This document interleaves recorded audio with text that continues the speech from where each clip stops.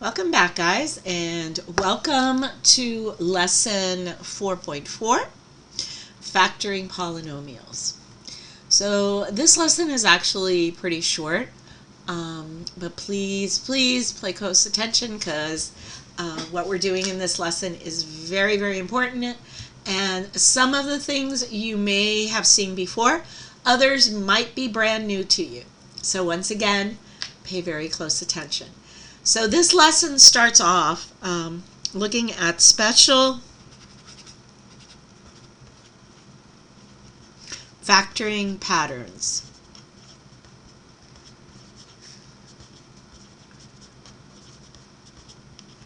All right, and the first type of factoring pattern that we're going to look at, you should have seen in Algebra 1. And that's called the difference of perfect. Let me dim this a little bit. Hold on just a second. There we go. Maybe a little too dark. Lighten it up a little. The difference, sorry about that. Difference of perfect squares.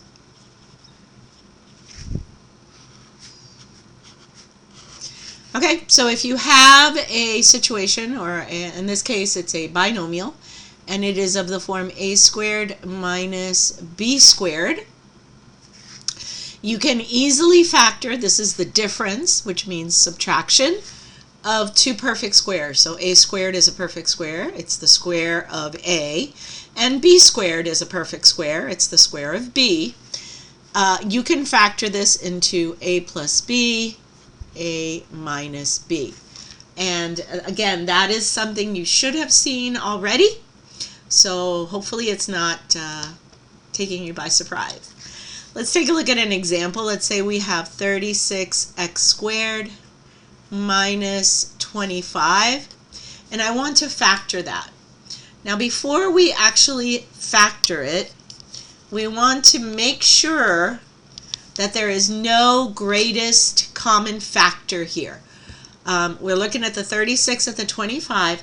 There's no greatest common factor between those two numbers.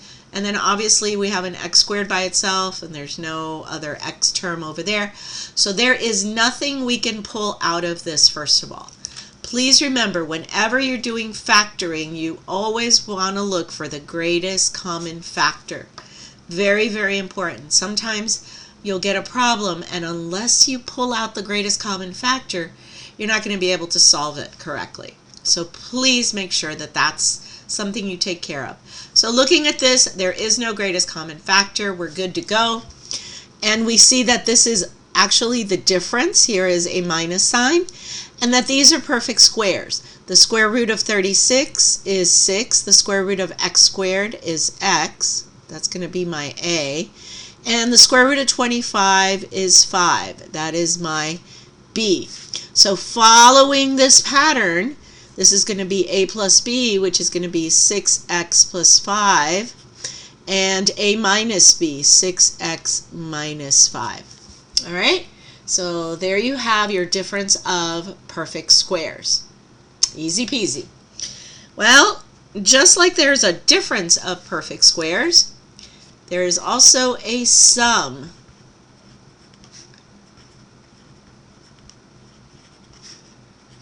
of perfect squares. Now this one we don't teach until Algebra 2, and the reason is our little friend, the little I, the imaginary number I, shows up here, and we don't do that until Algebra 2. So this one I'm pretty sure you have not seen. Now it's going to look similar to this. It's going to be a squared, but instead of minus b squared, it's plus b squared. And the pattern looks like this. It's going to be a plus bi, and then a minus bi. So again, a lot of similarities with the difference. Here you have a plus, here you have a minus, here you have a plus. You have an a plus b. Here you have an a plus bi. Here you have an a minus b and a minus bi. So let's see how this one works with some real numbers. So let's say I have 4x squared plus 49. First thing you have to check is, okay, are there any greatest common factors? Are there any factors between 4 and 49 that I can pull out? The answer is no. So there's nothing there. We're going to go ahead and move on. Then we see that this is a perfect square. The square root of 4 is 2. The square root of x squared is x. So that is my A. And the square root of 49 is 7. That is my B. All right. So then I'm going to go ahead and plug this in. A is 2x. B is 7. But please do not forget the little I. I'm going to show you in a second why that's important. And then again, A, which is 2x minus 7i. Now, right now, you're probably thinking, well, why do we need that I? Well, let's take a look. Let's FOIL this and see what it gives us. If I multiply 2x times 2x, I'm going to get 4x squared. If I multiply the outer, which is 2x and negative 7i, I'm going to get negative 14xi. If I multiply the inner, which is the 7i and the 2x, I'm going to get positive 14xi. And finally, if I multiply the last terms, I'm going to get 7 times negative 7, that's negative 49, and then I squared. And because these are conjugates of each other, we should expect that these two inside terms should cancel out to 0, and they do. Negative 14xi plus 14xi, that's going to go to 0. You're going to be left with 4x squared minus 49i squared. But remember what I squared is. I squared is negative 1. And you must put in negative 1 for I squared. Okay? So this will give you 4x squared. A negative times a negative is a positive. So there we get the whole positive thing in the middle. So the only way to get the sum of perfect squares with this plus in the middle is if our last two terms have a little I in them. Because then when you multiply them together, you'll get an I squared, and that will take care of that negative there and make it a positive. If not, you would have 4x squared minus 49, which would be the difference of perfect squares, but not the sum of perfect squares. In order to get a sum, you need I and I to get rid of this minus right here. Okay? So that's, excuse me, that's the second factoring pattern. Again, this one comes from Algebra 1. This one we introduce in Algebra 2 because it involves little I, our imaginary friend. All right, moving on to the third factoring pattern. We have the difference of cubes. Now for these, really guys, there's no other way than just memorizing them. You really just have to memorize. The pattern isn't hard to memorize. So difference of cubes implies that you have an a to the third and a b to the third, and difference means subtraction. So that's your difference of cubes, and the pattern looks like this. When we factor it, it's going to be a minus b, and then a squared plus ab plus b squared. And that's it. So just remember, when it's difference of cubes, if there's a minus here, you have a minus there. And then over here you have a squared plus ab plus b squared. Everything's positive there. All right, let's take a look at an example. We have 27x to the third minus 2 to the third. Okay, so immediately the first thing you're going to see is that, well, first of all, you're going to see if there's a greatest common factor that you can pull out. Actually, let's just make this 8. Make life easier for ourselves. Okay, First thing you're going to look at is, hey, is there something that I can pull out of a 27 and an 8? And the answer is no, there is nothing. The next thing you're going to see is that this is minus, so we immediately go to either difference of squares or difference of cubes. And then you see you have a third degree here, so that eliminates squares. We're definitely dealing with difference of cubes. So we're going to take the cube root of 27x to the third, and that is 3x. The cube root of 27 is 3. The cube root of x to the third is x. So that is my a. A is 3x. And then I'm going to take the cube root of 8. And the cube root of 8 is 2. 2 times 2 times 2 is 8. So my b is 2. And then again, we're coming over here, and we're just going to plug in. A is 3x, so this is 3x. B is 2 minus 2. Then we're going to do a squared. That's 3x squared. That's going to give you 9x squared. Plus a times b, that's going to be 3x times 2. That's 6x. Plus b squared, b squared, that's going to be 2 times 2, which is 4. And you're done. All right, so that is your difference of cubes. Again, this is normally done also in Algebra 2, usually not Algebra 1. So this may be new to you. Now, just like we have the difference of cubes, we also have the sum of cubes. And the pattern is very similar. Here you have a to the third, though. You have plus b to the third. And that's going to be a plus b, and then a squared minus ab plus b squared. Again, no other way around it other than just to memorize it. All right? It looks similar to this one, except here you have a minus, here you have a plus, here you have a minus, here you have a plus, here you have a plus, and here you have a minus. Okay? So let's do an example there. Let's say we have 64x to the third plus 1. And you're asked to factor. Okay? Wow, that's too bright. All right. So again, we see it's the sum of cubes, so there's a plus there. We also notice that there's no greatest common factor that's going to work for us, that's going to help us in any way to simplify this. So, and not simplify in order to factor this. So we're going to look at this term, and we realize this is cubes. So we're going to take the cube root of 64x to the third. So the cube root of 64 is 4. The cube root of x to the third is x. This is going to be my a. A is going to be 4x. And then my b is the cube root of 1. And that's just 1. 1 times 1 times 1 is 1. So my b is 1. All right? Ready to go? A plus b, that's going to be 4x. That's coming from here. And my b is coming from here.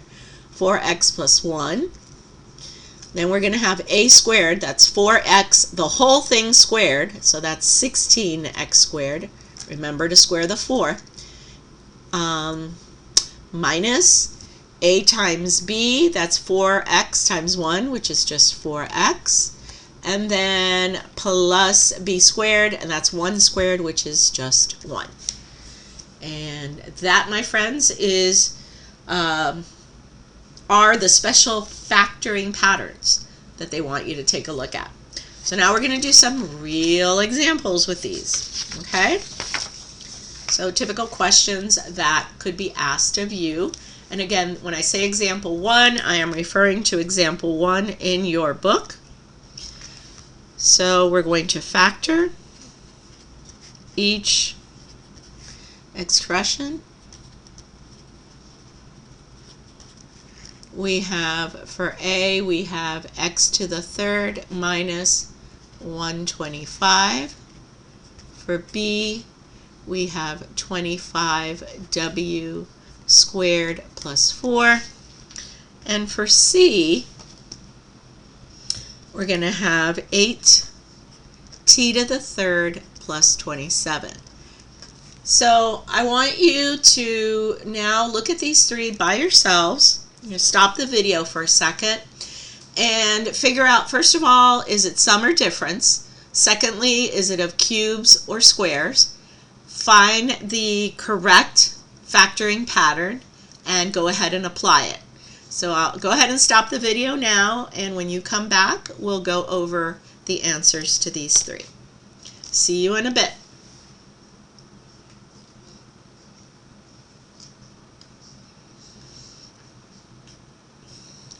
Okay, guys, so hopefully you had a chance to try these on your own. Let's go ahead and begin. This is a minus, so we know this is going to be the difference. And this is a cube, so this is going to be the difference of cubes. So immediately you should be looking at this, right? And let's do the pattern. A minus b, a squared plus ab plus b squared. All right. Oh, and by the way, no greatest common factor. Obviously, that's not there. Okay, so let's figure out what a and b are. So we're going to do the cube root of x to the third. Well, that's just x. So my a is equal to x. And then the cube root of 125.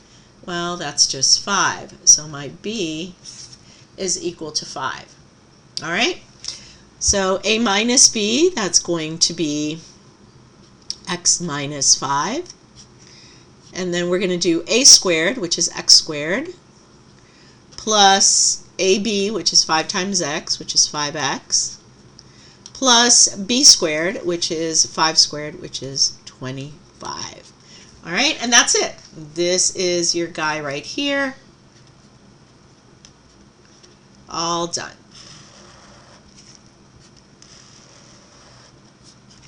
All right, take a look at part B. Well, this is a sum. We can see that.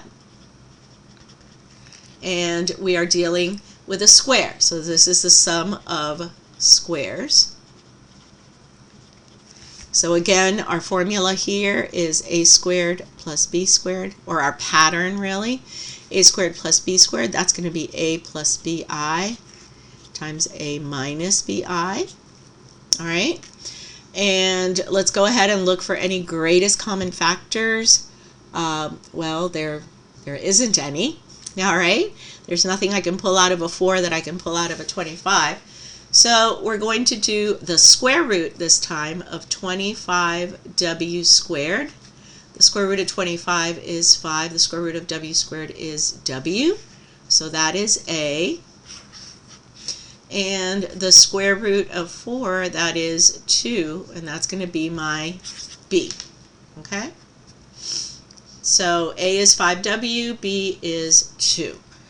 So let's just rewrite this. 25w squared plus 4 equals 5w plus 2. Now don't forget your little I. We need that in order to get that positive sign there. And 5w minus 2i. Awesome. So that's this guy right there. Okay, taking a look at C. This is sum, so we can see that. And you have a third degree, which means it's a sum of cubes. So once again, the pattern for that is a to the third, a to the third plus b, sorry about that, b to the third. And that's going to be a plus b, a squared minus ab plus b squared. All right? Taking a look over here, there is no greatest common factor that we can pull out of 8 and 27. So I am going to take the cube root of 8t to the third. The cube root of 8 that is 2. 2 times 2 times 2. And the cube root of t to the third is t. T times t times t. So that is my a. All right. And then we'll take the cube root of 27, and that's a 3 times 3 times 3. So b equals 3. All right, so let's plug this in. We've got 8t to the third plus 27 equals a plus b, that's going to be 2t plus 3. A squared, that's 2t squared, which is 4t squared, minus 6t plus 3 squared, which is 9. Hopefully that was pretty easy and straightforward. Again, you just have to make sure you memorize the corresponding factoring patterns. Okay? Let's move on to example 2. Now remember I kept saying, oh, make sure there's no greatest common factor. In example 2, we're going to be pulling out that greatest common factor. All right, so let's take a look at A of example 2, where we have x to the third minus 4, x squared minus 5x. In order to factor this one, you must take out the greatest common factor. If not, I really don't know how you're going to factor it. So you should be able to see at this point that there is an x in here, and in here. When you factor out the greatest common factor, you look at the common factor that they have, this x. Here you have an x to the third, x squared, x to the first. In order to figure out which one you pull out the smaller one. So you're going to pull out the x to the first. So we're going to just pull out an x. Okay? And if I pull out an x, that means if x to the third is divided by x, I am left with x squared. If negative 4x squared is divided by x, I'm left with negative 4x. And if negative 5x is divided by x, I'm left with negative 5. Now this becomes a trinomial that's very easy to factor, that you have done since Algebra 1. So factors of x squared are x and x. Factors of 5 are 5 and 1. To figure out what's positive, what's negative, we look at the term here that has the x. This is a negative term, so the bigger number, which is 5, will be negative, and the other one will be positive. And you're done. All right. Let's take a look at B. Here we have 5z to the fourth plus 30z to the third plus 45z squared. Again, we need to pull out the greatest common factor. Let's look at the numbers first. We have 5, 30, and 45. I can take a 5 out of each of those. So that's going to be my greatest common factor. And then looking at the variables, we have z to the fourth, z to the third, z squared.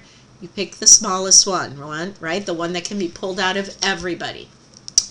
And when we pull out a 5z squared, 5z squared, if you have 5z to the fourth, for example, divided by 5z squared, you're going to have a leftover z squared. So in other words, you need to multiply 5z squared times z squared to have 5z to the fourth.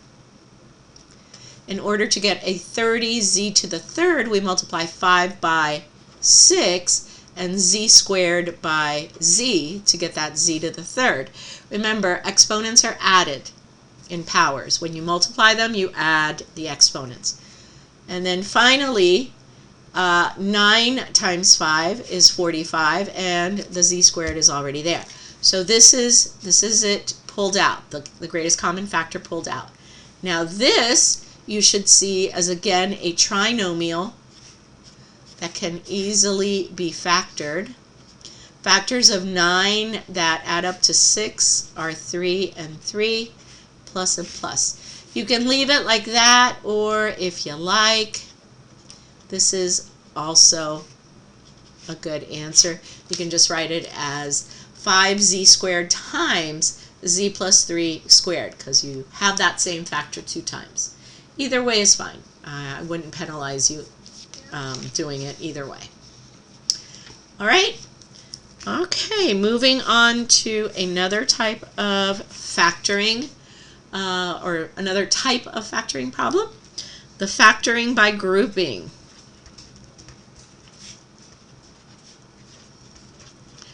Now, I do believe you see this in Algebra 1. I'm not sure, but I do think you do.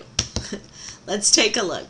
Factoring by grouping, it only works when you have 4 terms. So right there, that is a prerequisite for it. You need to have 4 terms. So let's say we have z to the third plus 5z squared minus 4z minus 20.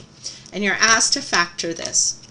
The first thing you're going to do is try to pull out any greatest common factors. Well, there are none. There's nothing that I can pull out of every single term. So forget that. Next thing, we notice we have 4 terms. So we're going to try this grouping thing. Grouping just means kind of look. Notice that these aren't brackets or anything. I'm just showing the grouping, what I want you to look at. I want your eyeballs to just look at these 2 first. Okay? I did not make this into a multiplication problem. Please don't go there. I'm just putting these brackets around it to show that I want you to focus just on these 2 terms. So just these 2, is there a greatest common factor that I can pull out? And the answer is yes. I can pull out a z squared. And I will be left with z plus 5. Okay? And then I look at this group of 2 terms here, and I need to see if there's a greatest common factor that I can pull out here. And there is. There's a -4 that I can pull out. And again, I will be left with z plus 5. Now, but at this point, you're like, hey, wait, these 2 are the same. Yes, they are. And if we are doing factoring by grouping, this will always be the case. If you don't get the same factor in both places, then you can't do it by factoring by grouping. That's not going to help you. Okay? So what does this mean? Well, this means that I can rewrite this. Let's just scoop this on down as z plus 5. I pull out the common factor, and I am left with z squared minus 4. That becomes the other factor. Okay?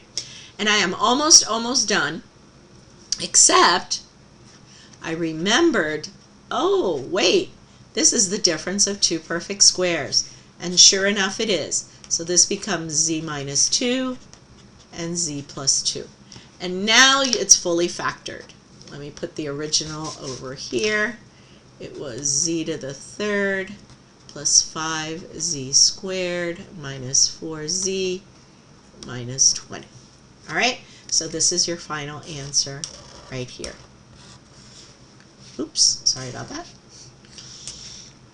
Sometimes when I draw these things, I'm looking at the screen and not at my hand, and gets a little confusing when you're trying to draw and not look at what you're drawing. Okay, so that's example 3. That's when we have 4 terms, and we have to group it into 2 terms in order to factor it. Group it into 2 terms of 2 terms each. Okay, so 2 terms, and then each group has 2 terms each. All right, let's move on to example 4. Example 4. Let's take a look at this problem that they want us to factor. Okay, again, make sure that you do the greatest common factor. If you don't pull out a greatest common factor here, you can't factor this. So that's horrible. So we want to be able to factor it. And at this point, you should be able to see that you have a 36 and an 81. And the biggest factor between both of them is going to be 9, right? 9 times 4 is 36. 9 times 9 is 81. Then we're going to look at our variables. We have x to the 5th and x, and so x is going to be the biggest one that can be pulled out of both, right? Which is actually the smaller of the two. So if I pull out a 9x, this 36x to the 5th is going to become 4x to the 4th. Remember, you add these exponents, right? 4 times 1 is 5. And this is going to become minus 9. All right? And now here it's where it gets tricky. When you look at this, you may not see it, but this is actually the difference of two perfect squares.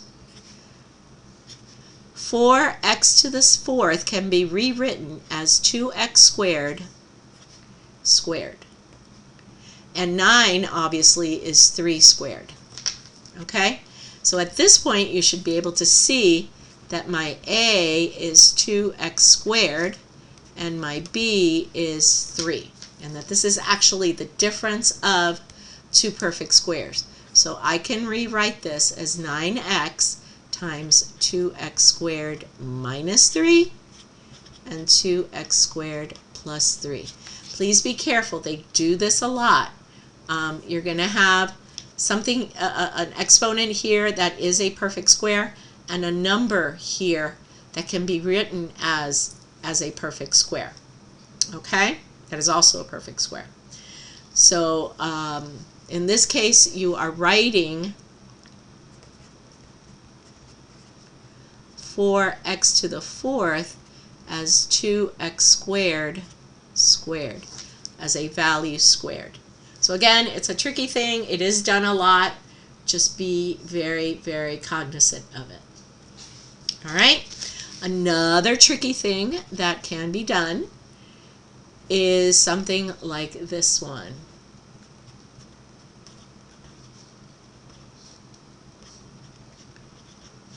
All right, again, here your first step is to pull out the greatest common factor of 3, 15, and 18. That's just going to be 3. And then we're going to look at our variables. We have p to the 8, p to the 5th, p to the 2nd. We pull out the p squared. It's the smallest of the 3. That means it can be pulled out of everybody there.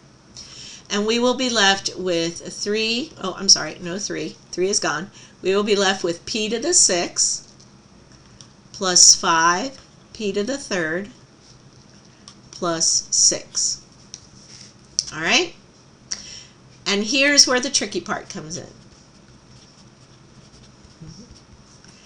Sometimes when we are given these trinomials, we can have them, they behave just like quadratics. Let's do a little sidebar over here. Remember when we did quadratics? And we had something like, I don't know, x squared plus 5x plus 6. Yes? Back in the day. And you wanted to factor that. We factored x and x, factors of 6. That gave me 5, were 3 and 2, and plus, right? That's a quadratic. Well, when you have the exponent here, the first one here, being double the exponent here, in other words, 3 times 2 is 6, right? When you have that situation, we can model it using this. We can use the same process, all right? So if you have, for example, these are pairs that would work. P to the 4th, and p squared, for example. P to the 6th, p to the 3rd. P to the 8th, p to the 4th, p to the 10th, and p to the 5th. See how this is twice this? 2 times 2 is 4, 3 times 2 is 6, 4 times 2 is 8, 5 times 2 is 10. Here we have 3 times 2 is 6. All right? And obviously the one we know and love is p squared and p, right? Which is basically this, x squared and x, the same thing. So all of these behave as if they were quadratics.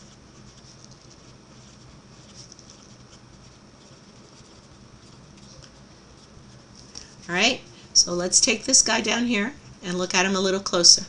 We have p to the 6 plus 5 p to the third plus 6. Because 3 is half of 2, this is what I'm going to do. In order to factor this and make it easier on myself, I'm going to pretend that it is a quadratic, so that it's just p squared plus 5p plus 6. And I'm going to factor this. This is p times p, this is 3, 2, plus plus. Yeah? So I've done the factoring. Now I've got to fix these p's, because obviously it's not p to the first. So in a quadratic, we use this guy, p to the first, as the first term of each of the binomials. Here we have p to the third. So all you do is just change that and you are done. So you're going to do it as if it was a quadratic. Let's go back to the original because I forgot this piece. So we have 3p squared, and then this factored is p to the third plus 2, p to the third plus 3. Again, you can always check yourself on these by foiling. P to the third times p to the third, that's p to the 6. You add 3 and 3. Here you have plus 3p to the third plus 2p to the third plus 6. That's going to give you p to the 6 plus 5p to the third plus 6. So it checks out. We did it right. But just know that these, specifically the ones where this term, this exponent, is half of this one, you're able to do this little trick and kind of factor it as if you were factoring a quadratic, which you should know how to do really, really well by now. Okay, so those are two tricky problems that they gave you at the end, and there are some examples in the big ideas that you've been assigned. All right, guys, that's it for today. I'll see you next class on lesson 4.5. Bye.